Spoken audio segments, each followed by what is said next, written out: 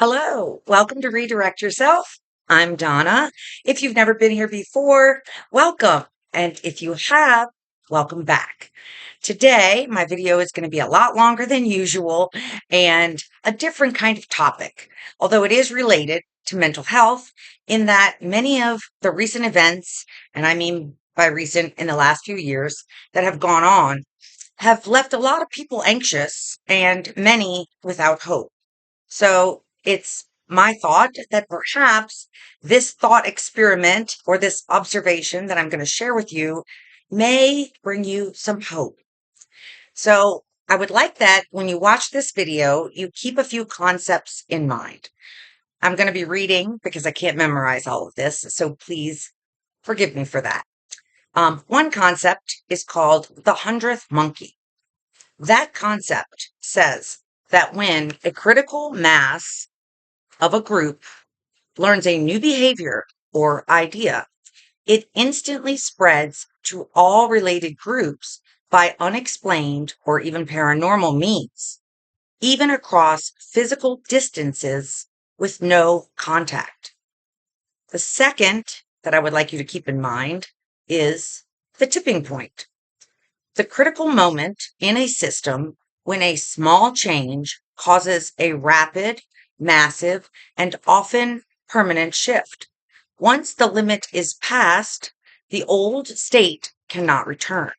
This idea applies to many fields like nature, society, and even finance.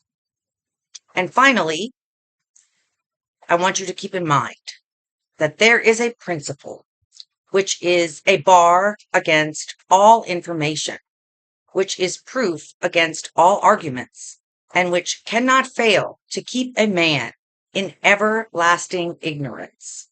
That principle is contempt prior to investigation.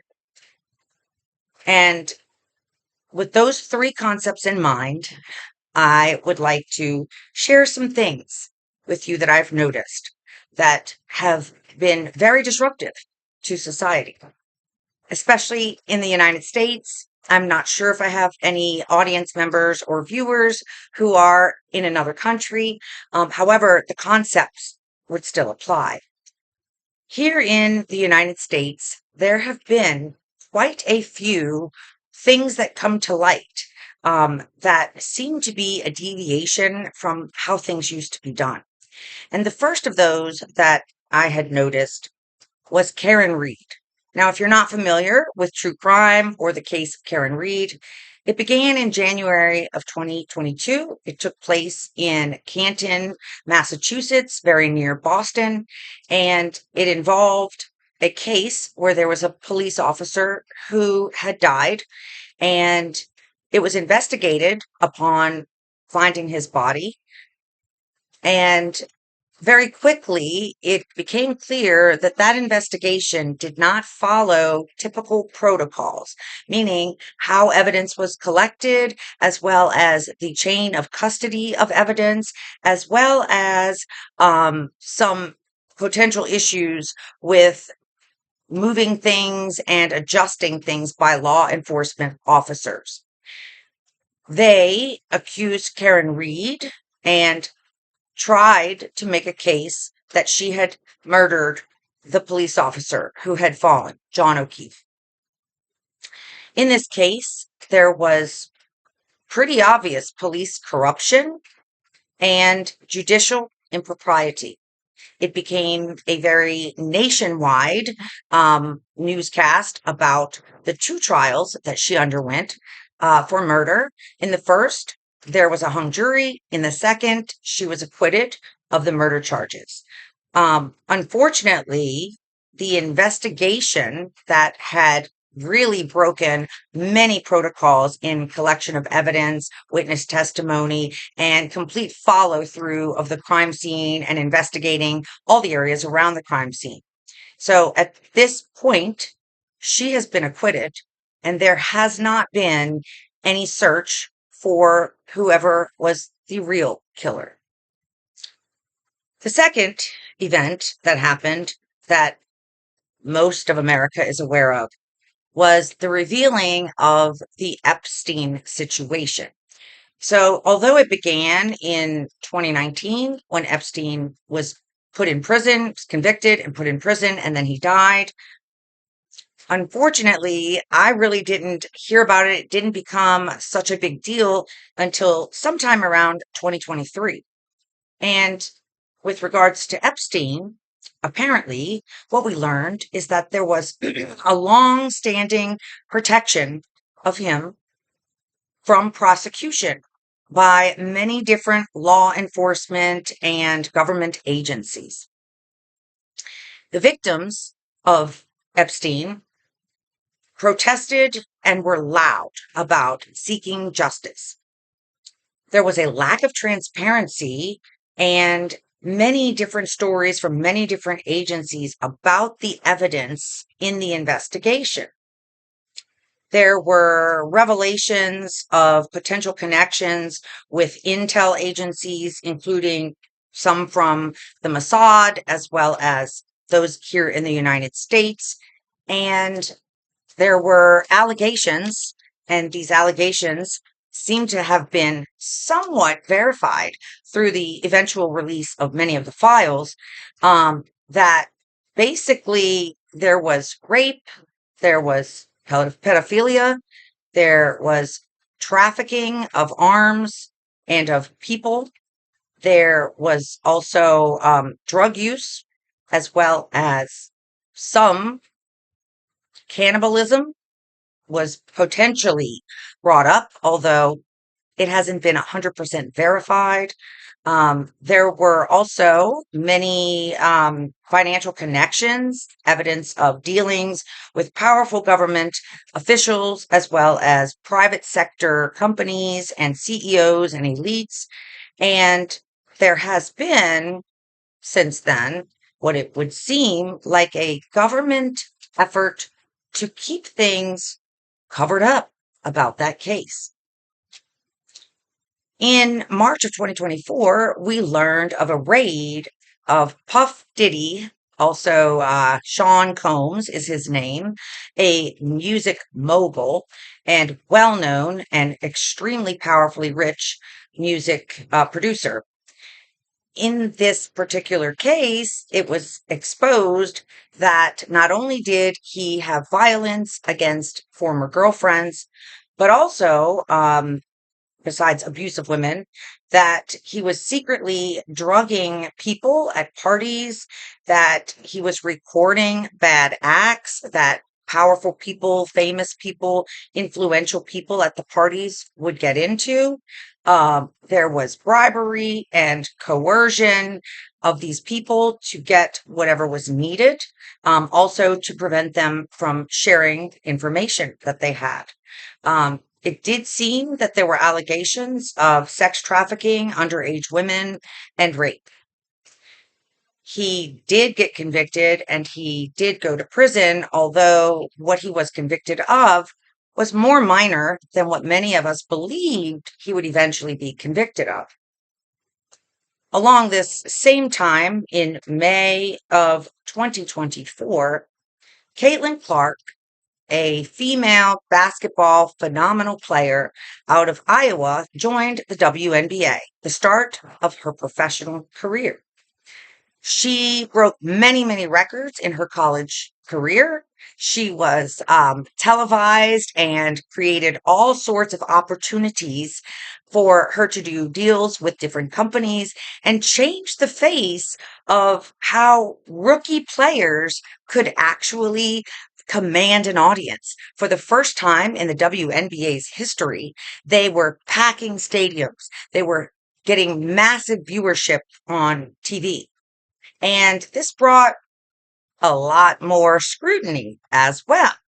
So, what was discovered since that time when she joined is that it did seem that players were being excessively abusive to her, that there was a systematic minimization of her true talent and skill and ability. There were exclusions from certain events or promotions that appeared to be obvious to many of the fan base who had come to the WNBA primarily because of Caitlin Clark. There was also accusations of bigotry, of privilege, and possibly bias from the referees in certain calls. This is ongoing as Caitlin Clark is still in the WNBA, and there are tons of news stories and videos about the goings on within that league. I think anyone who has been watching, anyone who's paid even a little attention, can see that there is divisiveness and there is certainly, if not corruption, there is a collusion that is attempting to make her not as important as she seems to be just about to everyone, including her stats and how many records that she's broken. And why is that? So far, if you can't tell, all of these things seem to involve a group of powerful people who have misused their authority and their ability to change rules, obfuscate facts, and do things out of the ordinary. So, not following protocols in collection of evidence, not putting star player, a player who is worldwide recognized as phenomenal, in certain promotional materials, not including her in all-star teams or the Olympic team, and just overall attempting to minimize her importance to the game. As with Epstein, there was a long-standing, um, what would seem to be a sort of block to any type of investigation, any type of punishment for anyone involved in the nefarious going-ons in his orbit. And as we know about Puff Daddy, there seems to have been many conversations among the people in Hollywood and partygoers, both those who were new on the scene in the music industry and the movie industry, and how they were treated if they did not go along to get along. As I continue on these events that I've noticed and seem to be related or at least have a theme, right? I'm going to move into Donald Trump. He is the current president of the United States. And I just want to point out that in June of 2024, he was campaigning and he had said that he was of a certain ilk, that he did not believe in these unnecessary wars, and that he certainly wanted to reveal what was going on in the Epstein evidence to the citizenry. In fact, on his speech on election night, he said, "I'm not going to start wars." Well, we have been in quite a few since he took office. And that brings me to a worldwide news story, a tragedy.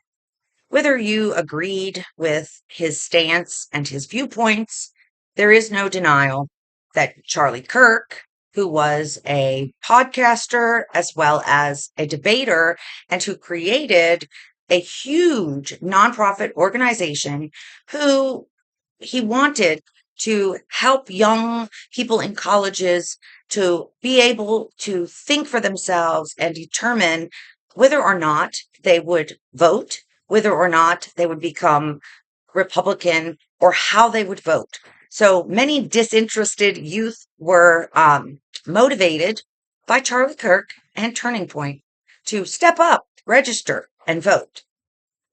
So in June of 2025, Charlie Kirk is known to have prompted Trump and worked with Trump to convince him not to start the war in Iran. Of course, we had the 12-day war. He also, on his podcast and in other venues, began to question what was happening in Gaza and our partnership with Israel. He refused to parrot Zionist propaganda, although prior to 2025, he had been pretty much on their side. They were large contributors to his company. Again, it is a nonprofit. And so the company ran through donations primarily. And he began to be bullied. He spoke out about this in various places, about being threatened and having growing concerns about how these different Zionists were starting to threaten him.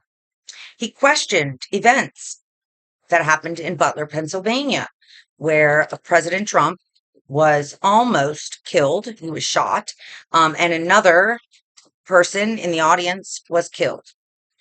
He also was apt to question anything that he could not reconcile with facts and data. That does not mean I agree with all of his viewpoints. However, he was easy to talk to and he was open to speaking to anyone with any view. Well, he was assassinated. In September of 2025, he was assassinated in public and it was worldwide because it was publicized through TikTok and other social media accounts. The investigation that followed this assassination did not follow the regular protocols for a murder investigation, much like the Karen Reed trial that had happened way earlier, investigation, that I said that the protocols used to collect evidence, to depose witnesses, to collect footage that might have evidence in it, to speak to all parties in the vicinity, and to protect the crime scene until all evidence could be investigated. The same thing happened with Charlie Kirk's murder. The crime scene was tainted and there was a lack of collection of statements, lack of collection of a lot of different videos, as well as evidence that actually was in the vehicle that he rode to the hospital in. It was basically not preserved, nor was the crime scene, as well as other things that typically get collected in an investigation until such time that it can be cleared, such as his telephone, such as his clothing and the clothing of those who were giving him first aid. So since that time, and this is an ongoing investigation, they have arrested a particular individual who they have said is the killer. However, much of the accusations about the weapon used and the way it was used and from where it was used do not seem to match up with witness accounts as well as other data from the many, many people who were on site at the murder, at the assassination. It would seem that people around Charlie Kirk in the wake of his death, including his staffers as well as wife, seem to have told a lot of inconsistencies. I'm not going to say they were lies, but if you say something is a fact and then someone else who was also there and part of the team and very close to the person who was murdered has a contradictory statement, typically that is of great interest to the investigators. But in this case, it seems to be of no interest. And whether or not this will work out in the favor of whoever has decided that they think that the shooter that they have arrested, Tyler Robinson, if they believe that he actually did it, I believe they're going to have a difficult time because, again, chain of custody and some of the evidence that would have been very helpful was destroyed or was returned to owners, such as Charlie Kirk's own phone. Since when does someone get murdered and the investigation doesn't look through the person's phone to see if they had any arguments, threats, anything like that? I don't know. I watch true crime all the time. It's odd. It's very odd. And if you remember that I had asked for you to keep in mind those three different concepts that I mentioned at the beginning. So many people that I talk to feel hopeless and feel devastated by the state of affairs. And this particular case, the Charlie Kirk case, and the wars that we have engaged in since Donald Trump took office have caused a downward spiral of many American citizens in their quality of life. Quality of life is a factor in mental health. It is one of the things that we can assess when someone comes in for therapy, because if your quality of life is low, then it also tends to lower motivation to make change. And if we're not motivated, that's hard. So, what I have noticed by perusing and speaking to many people is that we have seemed to undergo some attacks on the Constitution. Um, you know, we have had bills that are being passed that are outlawing hate speech and people being arrested for social media posts. And we now have flock cameras all over the place that are monitoring us. We have a bill that is attempting to put together the U.S. military with Israel's military. That is a very strange thing for a sovereign nation to do with a separate sovereign nation. We have cars that monitor us, TVs and monitors, computer monitors that can be controlled by the dealer that collect data that people don't even know about. There is no disclosure on the packaging of these devices or on the car. And there have been monopolies that are dominating our marketplace, buying up smaller companies. And we've all noticed inflation, rising prices of food, as well as shrinkage, as well as wage stagnation. Many people in many industries have not gotten appropriate wages to keep up with normal inflation. And our food supply is being tainted. All you have to do is look at the packaging of just about anything, and it will sometimes say on there that there are non-food products in the food. Also, we have a new phenomenon with the advent of AI, of data centers, supposedly for this AI, being installed in areas without citizen consent and without any clear benefit to the citizens in the area. In fact, if anything, it might be bad for the environment. So, what I want to get at here is that it was said by Lord Acton in 1887 that power tends to corrupt, and absolute power corrupts absolutely. That was in a letter that he wrote, and he was discussing the moral standards throughout history. Authoritarian rule and power and finance industry, they have been a cycle of civilization since the start of mankind. In the United States, the founding fathers understood this. They understood that it's inevitable for power to corrupt. They attempted to build a structure and giving rights to the citizens, and to have them choose their representatives to be able to create a system of checks and balances whereby no one particular group had too much power. They included within that document the right to bear arms. I think, and I can't be sure, that they meant this to be a stopgap for citizens of the nation to be able to rebel against corruption and absolute power. The final seal of corruption and power is the slow removal of rights, often disguised as security or protection, like the Patriot Act, like flock cameras. Our witnessing of this and of all of these events being revealed by forces that are not controlled by the oligarchs.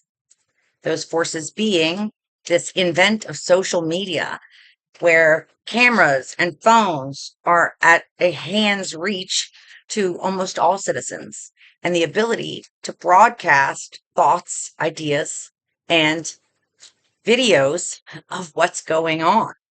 Never before have we had access to that as individual citizens. I just wanted to recognize that all of these things have been happening in a relatively short time. And the fact that they are being revealed, that we can see what happened in Canton and Boston, Massachusetts, that we could see the corruption for our eyes, that we could at least, if it was not corruption, if there was no collusion, at the very least, ineptitude of long-standing protocols in the collection and preservation of evidence, which is a major part of the United States judicial system. We also have seen many, many excessive force cases by police around the country.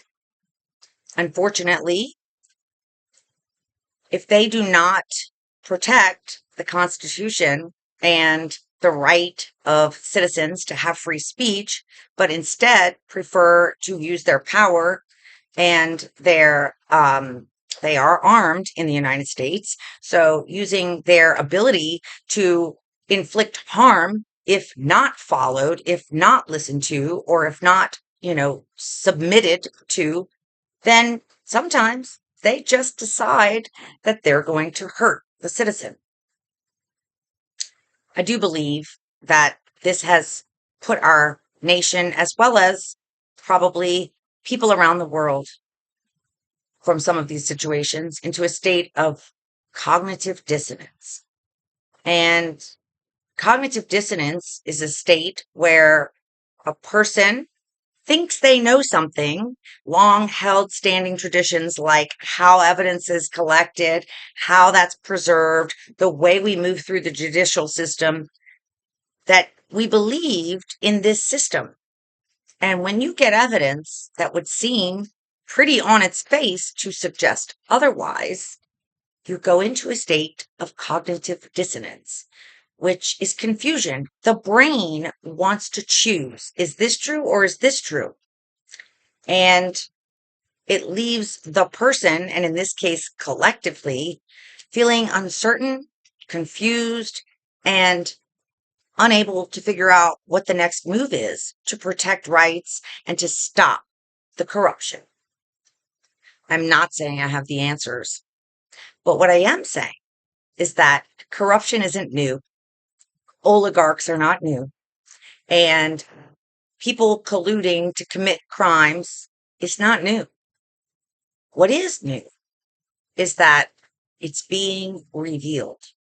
I skipped a case here, and that one was Blake Lively and Justin Baldoni. This also happened in 2024 when it first came out. And if you haven't followed it, what has been revealed was that apparently Blake Lively, the star of the movie, wanted to take over the movie. She didn't want to just act. She wanted to direct. She wanted to produce. She wanted to edit the movie. And because her role was an actress, she had to do shady things in order to gain this control. Well, once the movie was over and the marketing was being done, there was a backlash. If you're not familiar with the case, it was all over the news. And she then accused Justin Baldoni, who was the director and actor and producer of the movie, of sexual harassment. It has been revealed since that she did shady things like using a shell corporation to file a lawsuit, and that was used to get a subpoena to be able to collect a phone that had some evidence, or rather had information on it that she could use to attempt to make her case.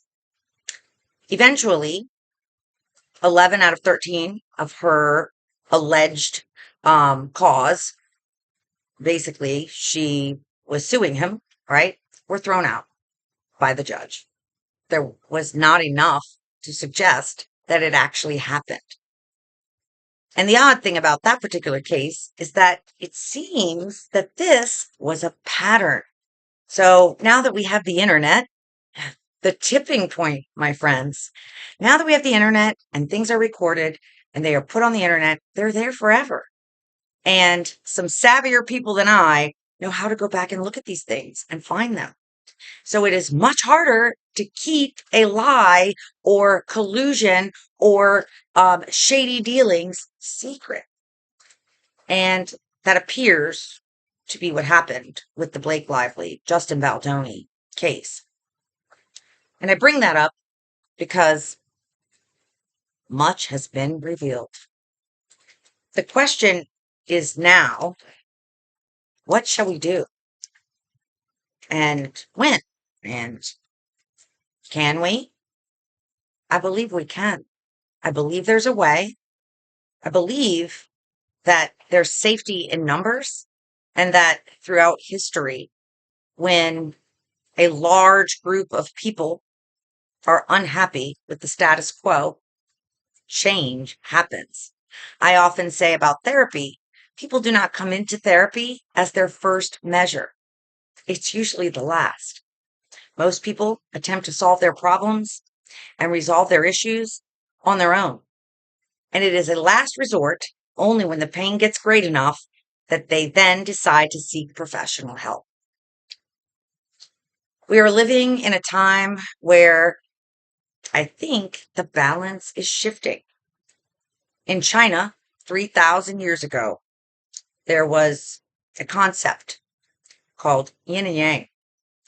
It is two opposing forces in the universe are complementary and interconnected, and they rely on each other to create balance, and it constantly shifts.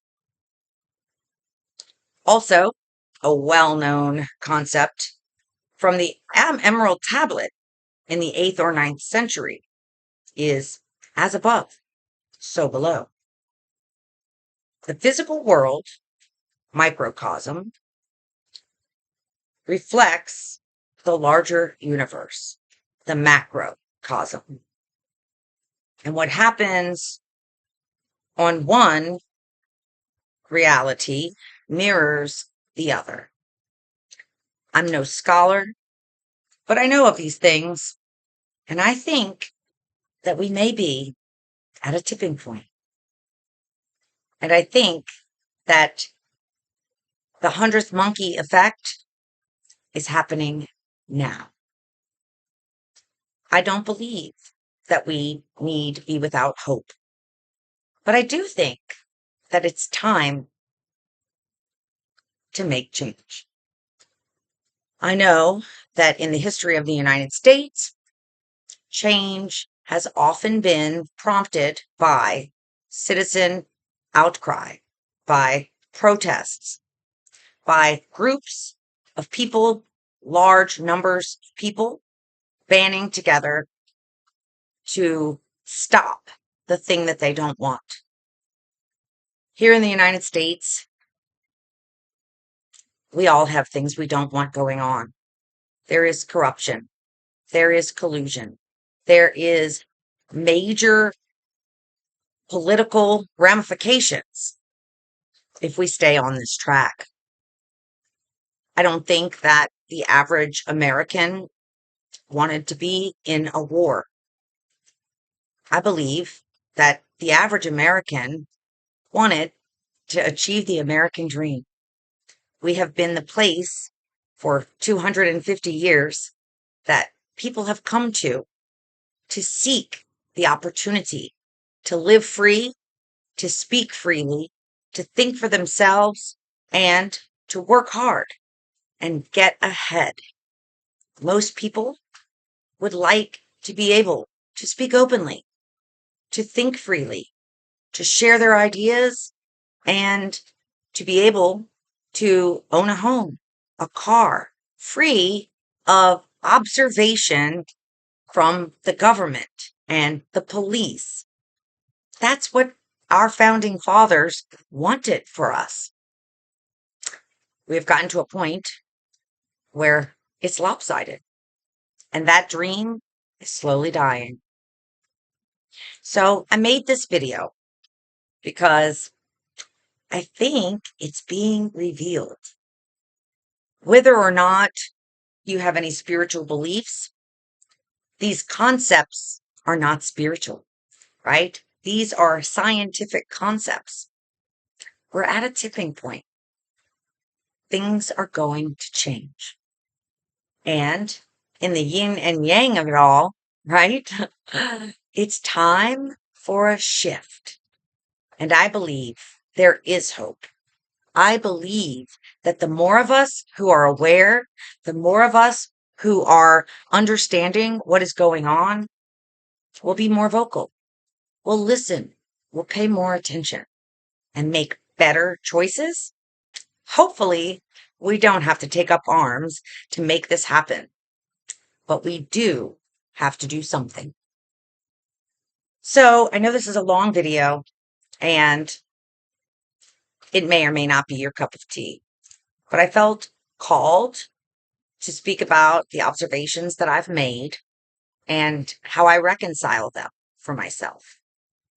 I do hope that we bring about change. I do hope that we find people who can be our leaders, who actually have good hearts and want to listen to what the citizens of our great nation actually want. It's not that hard. There are good people, smart people, people who are fair-minded, not corrupt. And unfortunately, there seems to be this idea that, you should go along to get along. And if you can't beat them, join them. Well, that indeed would bring about any group's fall. Because if you're not thinking for yourself, if you're just going along to get along, if you join them when you can't beat them, then you become them. I'm not going to become them.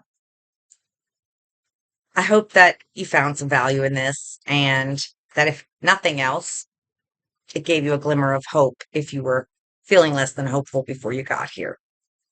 That's it for me. I am going to leave it at that. All of my other videos are here online and they talk about cognitive distortions and things like that. And the more you know about that, the less likely you are to be manipulated. I hope that you have a wonderful day. I hope you'll watch other videos. I don't know when I'll be back, but keep an eye out if you like the stuff I put on here. Have a wonderful day and thank you for watching.